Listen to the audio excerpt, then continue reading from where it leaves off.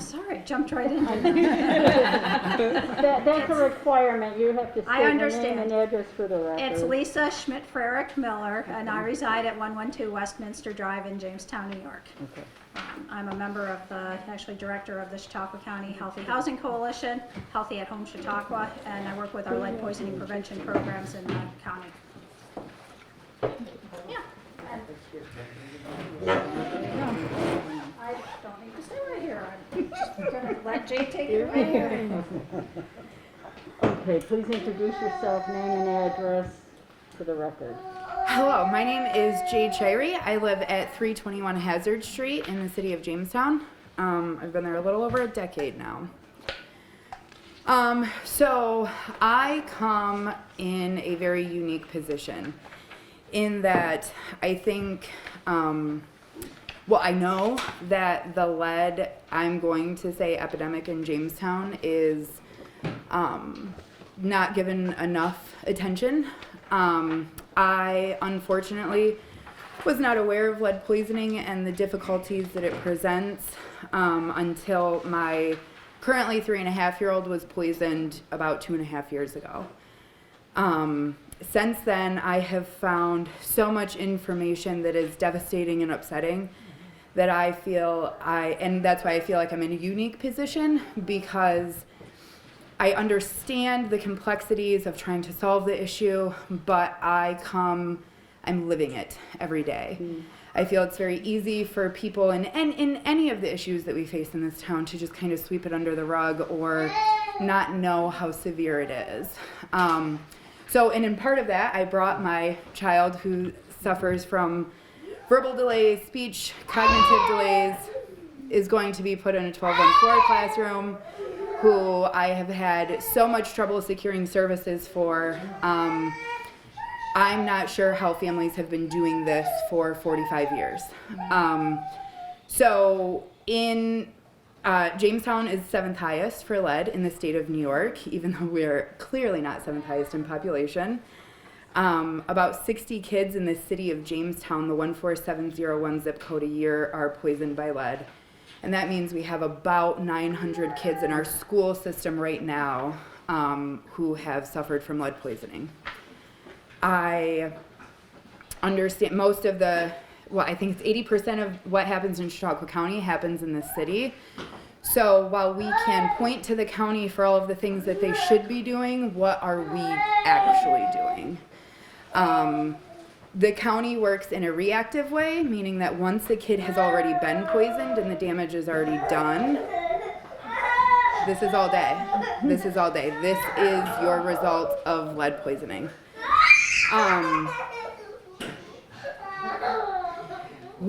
It's reactive. The county is at a reactive level, right? He was already poisoned when I met Anna Powell, when COI got involved.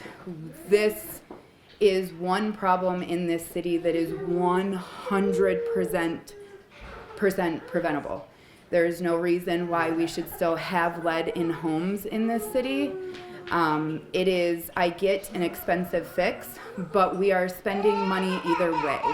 We are either going to spend it in being proactive and getting lead out of homes, or we are going to spend it reactive in giving services, inundating our public school system, our fire people with the condemned houses or the fire calls from the properties not being where they should be, police activity later on in their years when these kids are facing impulsivity.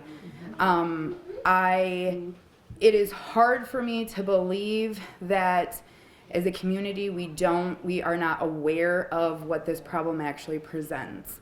We hear lead poisoning, you think of a kid when they're little, and then it kind of goes by the wayside. And these are lifelong, irreversible conditions that kids.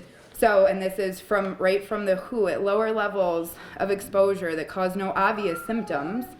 Lead is known to produce a spectrum of injury across multiple body systems, including, in particular, lead can affect children's brain development, resulting in reduced intelligence, behavioral changes such as reduced attention span, increased antisocial behavior, and reduced educational attainment. It can also cause physical effects as well. And so, at the end of the day, I guess my question is, What are we doing and why hasn't it been done already? 45 years in this country, lead paint has been banned. And 42 and a half years later, my son was poisoned in a city, in this home that we are all responsible for. I work in the public school system. I see what kids deal with and go home to every day that we can't change. This is something that we can. I think that it's very easy. I'm sure you're all overwhelmed and you know, underpaid at some points, but we have a responsibility to the youth in this city, and we are not fulfilling that.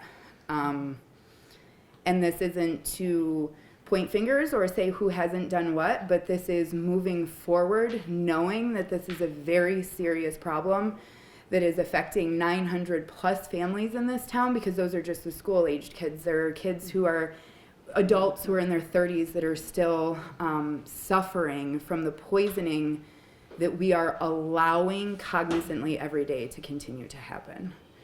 And so, as a citizen of this community, as somebody who's lived here her whole life and wants things to improve and continue to get better, and as a mother who has to help 3 other nurses hold her son down every 3 months while he gets his blood drawn, I need something. We need something. You may not have a child or grandchild right now that has been poisoned. The odds in this town, if they live in a rental apartment, are probably pretty high that it will happen, right? And that's just the cold, hard facts. And so, in essence, you know, the way that I've been thinking about this is the county can go into a restaurant, right? You choose to enter a restaurant and get food, and a county can go at any point in time and do an inspection and violate them and shut them down and close the doors so that they can no longer make money out of ill will off of human lives. Mm-hmm. However, we are allowing, because most of the 53% of the properties owned in Jamestown are landlord owned, right? So if we have a super high percentage, you can do the math that we can put it together. We are allowing landlords to poison children, and we are doing nothing about it. I don't understand how that happens. And I would like to believe that everybody who sits on this committee, as well as city council, would not want to knowingly allow that to happen one more day.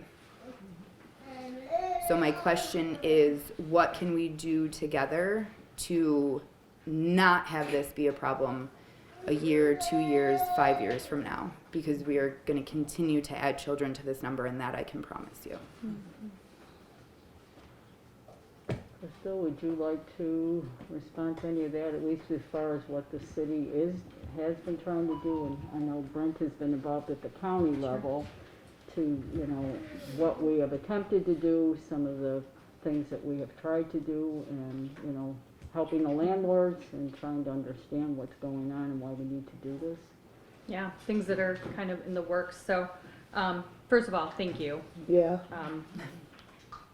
Very, very well articulated, and I can't imagine a more compelling way to present what you're going through and how severe the issue is that we're facing. Thank you. So, and I know, you know, we're gonna schedule something to get together later on, and I thank you for being willing to kind of work with our department and try to address this from a different perspective that we may not all have. And I'm sorry that you and your family are going through this. I appreciate that. My goal is to have as little families go through this as I can. I cannot tell you how many times I've wanted to give up, and I have it together, right? Like I am an outlier of the families who are affected in this, and to think that people are struggling, as long as he's not going to go through what he is in vain, then it all makes it worth it.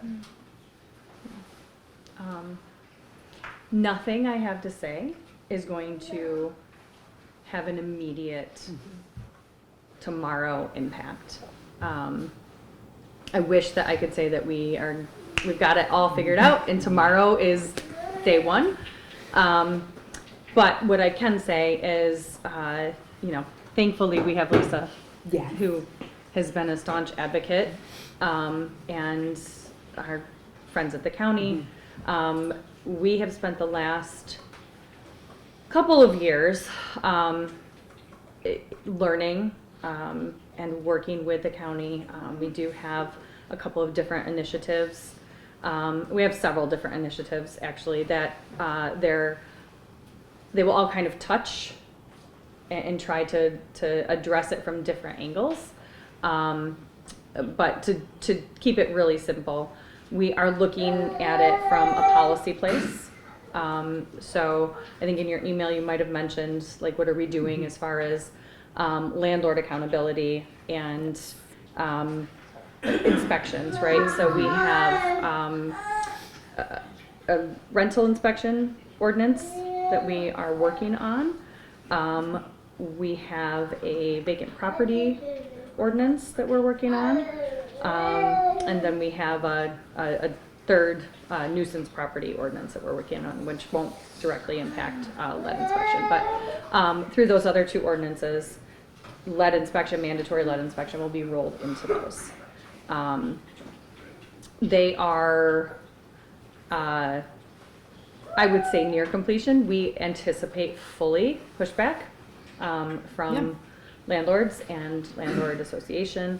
We are trying the best that we can to work with them, but at the end of the day, this is going to be something that they are going to have to follow, whether they want to or not.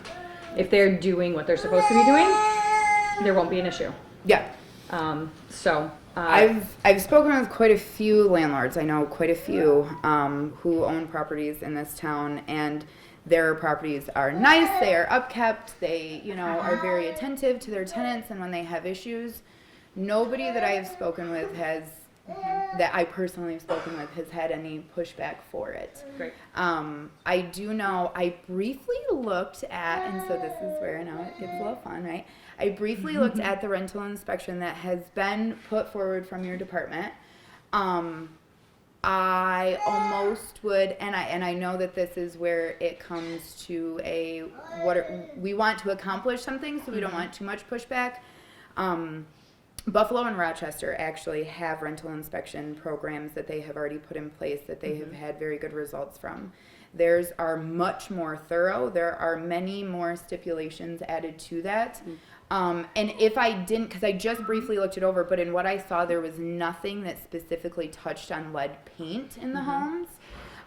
So basically, all in all, Buffalo has an absolutely beautifully friendly user website for the rental inspection program that anybody could check out. PDFs are laid out for the tenants, for everything. And they right in there have that there could absolutely not be any lead paint, and that all other facets of the apartment would have to be up to New York State minimum standards. And so I would ask that, and then if they do not meet those requirements, of course there are a lot of time to get things fixed, and there are grant programs out there that would be able to work with the landlords, so it's not that it would all be put on them. But at the end of the day, I don't think that if a landlord doesn't follow the guidelines, then it basically says they cannot legally rent this residence. It also holds them accountable to provide alternate housing so that these children are not left in poison things. What's happening is the county goes in and they do an inspection, of course, after a child's been poisoned, and they give a landlord or whoever a list of requirements, and then nobody ever does anything to make that happen. And so that becomes very frustrating too, because some judge or somebody somewhere is sitting knowing that these children are being exposed to lead paint that could, and the damage is irreversible. You can look at it, the WHO, CDC, all of it, right? We know this. And we are still allowing for this to happen. I know several families who the county, in all of their wonderfulness, has gone out and pointed through, and this is why we can't keep pointing to the county, because they have no leg to stand on. I've talked to code enforcement officers, right? They can't do anything about lead paint because there's nothing in the code of Jamestown that says that lead paint is illegal or cannot be in a residence. And so it's almost this, the spinning circle you see on the computer screen of who's going to take the accountability. Of course, it cannot. Your department can do everything to put things out there, but who is actually going to say, I'm not going to let these kids continue to be poisoned? Because it can't be you, right? Yeah, I mean, I think it You're, has to you're a be, piece of that. it has to be all of us. Yes. And so that goes back to some of the pieces that we have been working to get into place. So part of that is, and I think really was the impetus for the Healthy Housing Coalition. And so, you know, working with the county, working with other housing agencies. Anytime we have funding for landlords, so we kind of look at like, you know, we've got this big carrot that we're hoping to put out. And I don't know where you found the copy of the ordinance that you looked at, but we have been working to improve that. Good. So we'll make sure that that language is absolutely in there and spelled out. But so we kind of are looking at that as like there's like, we want to offer a carrot, right? We're going to give you this big stick and we're going to say this is going to have to be done, and we're going to have X amount of time to do all of these inspections. And if there is lead found, you're going to have another X amount of time to remediate it. Right. And then the intention is, if we've identified it, you know, looking at ways that we can help subsidize the cost of the inspections for the lead specifically, not for the whole rental, but so these are all kind of, right, all of the different pieces. There's a lot of layers. It is. But Buffalo is, you're right, is a really good example. I know they, Partnership for the Public Good, I think, oversaw all of that and probably still is. So it's definitely an example that we're looking to, but we're trying to piece together all of the agencies that we need to be involved, because there's CRIC, there's the land bank, there's lots of different partners that we can utilize. We just all need to make sure we're all on the same page and we all understand how to accomplish this in whatever it is that we're doing and however it is that we're partnering. So, Yes. Does Section 8 require the lead? Do they do the lead testing? Section 8 has a pretty complete inspection, but I don't think their lead is part of it, is it? They do visual inspection. Visual. Yeah, I was just saying, I didn't think they did lead as And part we of. have had children lead poisoning in Right, Section 8. and that's what, you know, I'm Yeah. using that as a point of reference because It they're is. very thorough about things, but it's not even included in the Section 8 yeah. inspection. Yeah, and a lead inspection cannot just be a visual thing. Right. No, Right. and No, that's I what's understand that completely, but I was going to say, I've never heard that Section 8, Yeah. I think it's chip Yeah. paint is a concern, but it's never been. That's what they to look actual- for. Is to and that's actual what's lead, scary. A windowsill could have no Yeah. chip paint and still be Still be putting lead poisoned. dust, and it takes a Splenda-sized packet of lead dust scattered through an entire house to poison a child. Yep. It's very fast. Yeah. So the carrot I mentioned, we have had, and we will continue to have. We have actually a new rental rehab grant that will be available sometime in the next couple of months. We're just waiting on a final approval from HUD, and with that, there is a requirement. So it's right. It's that carrot that we want to offer along with this new ordinance that says you have to have this rental inspection, but should we find lead, we're also offering this assistance. It also can be layered with the county lead mitigation program. So Right. we're looking at kind of treating the holistic, Yeah. you know, taking a more holistic approach to how we're rehabbing all of these substandard Yes. units that are scattered throughout the city. And it's not just punitive, this has to happen, but we're also offering solutions. Right. So, you know, there's no easy, like I can't give you an easy answer. No. There are a lot of different layers that we are working on. I can't say right now that we are totally ready to deploy something tomorrow. No. I wish that I could. There are small things that we can do. So any funding that we currently have that requires a lead inspection and remediation of that. And it's been like that for a while, but we're doing, you know, a couple here, a couple there. It's not And at this point, it's a voluntary, major, correct? No, if they're receiving city funding, they Oh, have to okay, do it. okay. Yes. So if we Well, are that's good. assisting in any way, they have to do it. Right.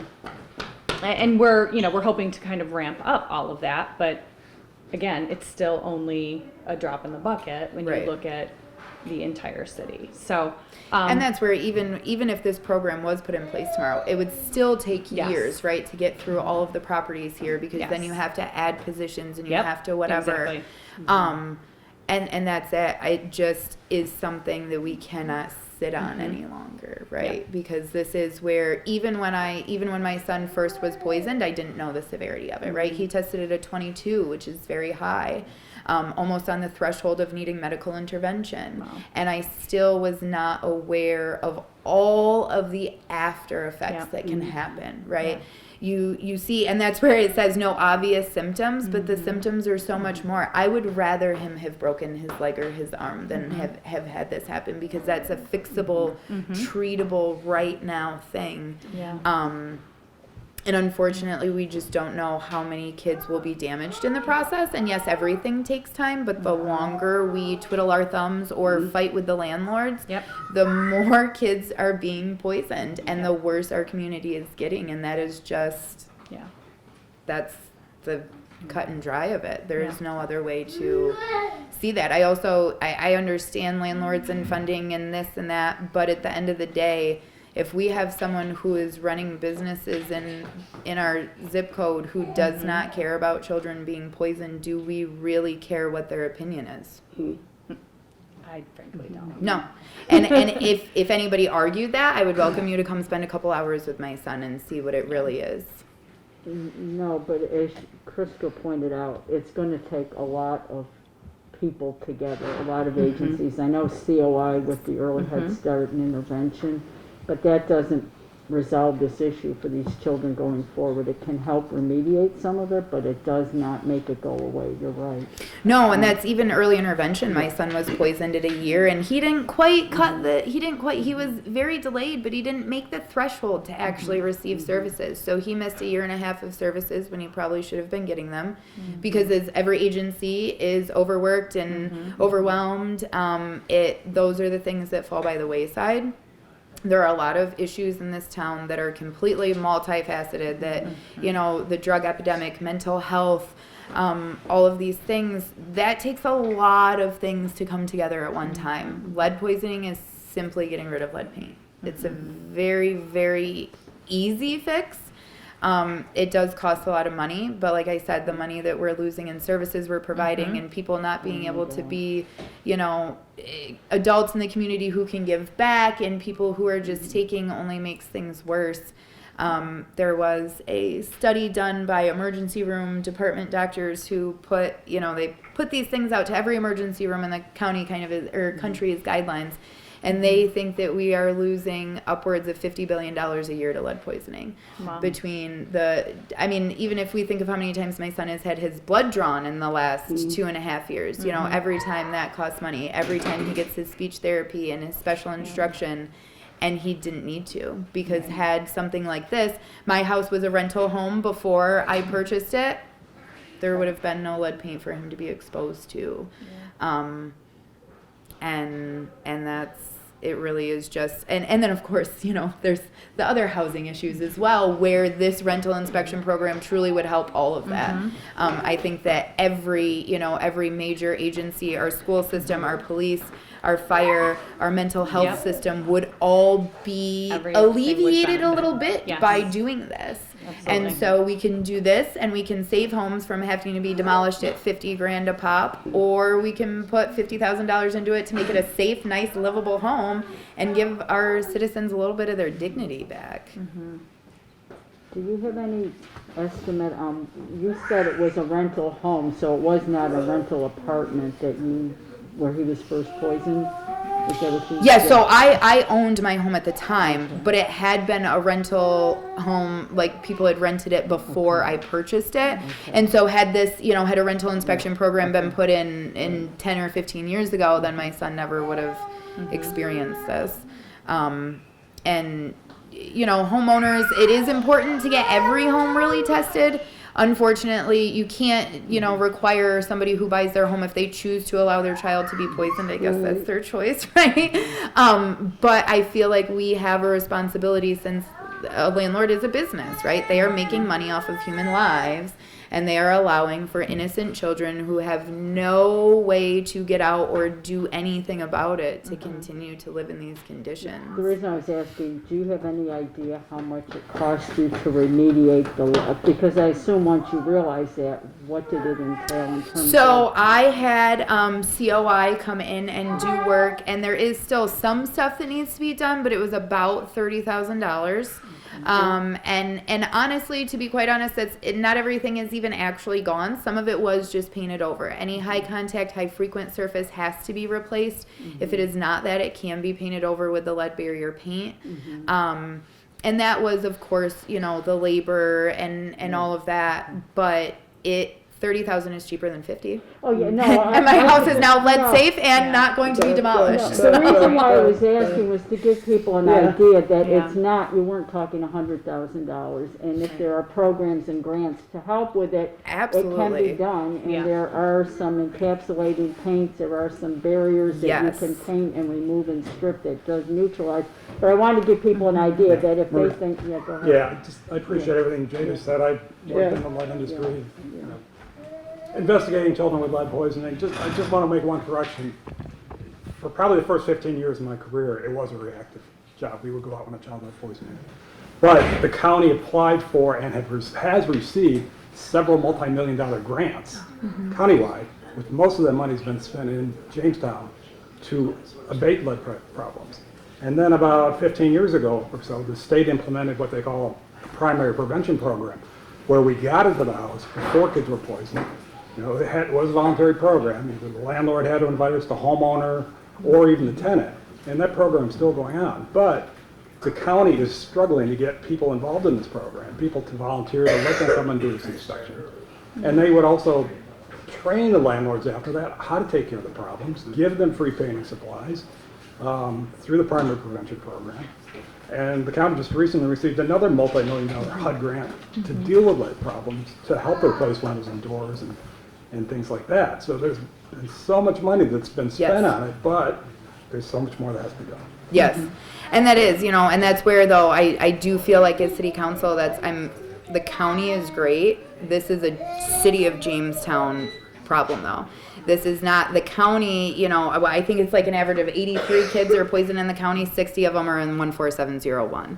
So, I mean, even when you know, typically we compare here to Dunkirk, we are off the scales compared to Dunkirk and lead poisoning. And and that's where though, right, the voluntary piece of that, how many landlords do we have that don't voluntarily even fix the sink faucet, but we expect them to sign up for a grant and go through all of these things. Yeah. It needs to be forced on them, because again, you know, if it was your grandchild, this would be a lot more upsetting. I have lived this now for 2.5 years. I have a business degree. I work in the schools. I have done work for nonprofits since I have been able to, and I have struggled. I have been on the kitchen floor crying with my son, who is freaking out that I cannot understand, because he's 3.5 and he doesn't even respond to his name. And how many families are in that position and at the hands of people who just truly don't care. And so there is a lot of money available. There are grants all over the place. There's been a tax credit for the IRS since like 1980 something. There are ways to make this effective and efficient, but there has to be a way to hold them accountable in order for it to happen. Because obviously 15 years now and we're still having 60 kids a year poisoned. That's not enough. I thank you very much for Yes, coming. thank you This very is compelling. best, It was and